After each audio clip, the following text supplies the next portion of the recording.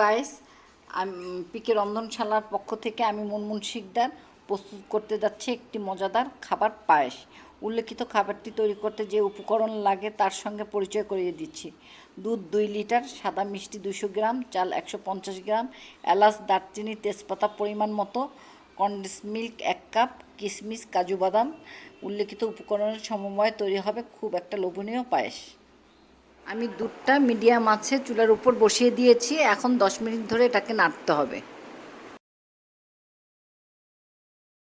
10 থেকে 15 মিনিট নাড়ার পরে এর মধ্যে আমি দিয়ে দিলাম পোলাওয়ের চাল।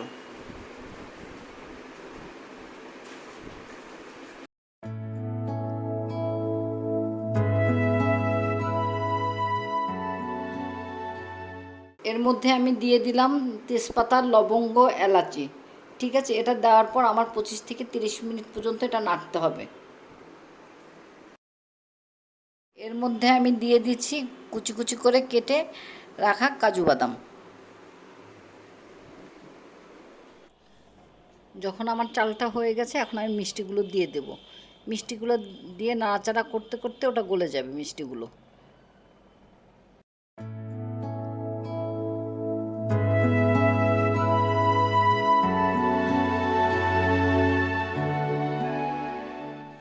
এখন এর মধ্যে আমি দিয়ে দিচ্ছি কনডেন্স মিল্ক। ধীরে ধীরে কনডেন্স মিল্কটা মিশিয়ে দিতে হবে যেন সব জায়গায় মিশে যায়।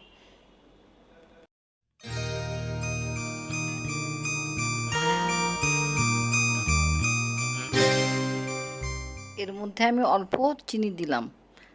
যেহেতু আমি মিষ্টি দিয়েছি, কনডেন্স মিল্ক দিয়েছি, আপনারা আপনাদের স্বাদ মতো চিনিটা দিবেন। হয়ে গেল আমাদের রেসিপি পায়েস। যদি ভিডিওটি ভালো লেগে থাকে আপনারা লাইক, কমেন্টস এবং সাবস্ক্রাইব করতে ভুলবেন না।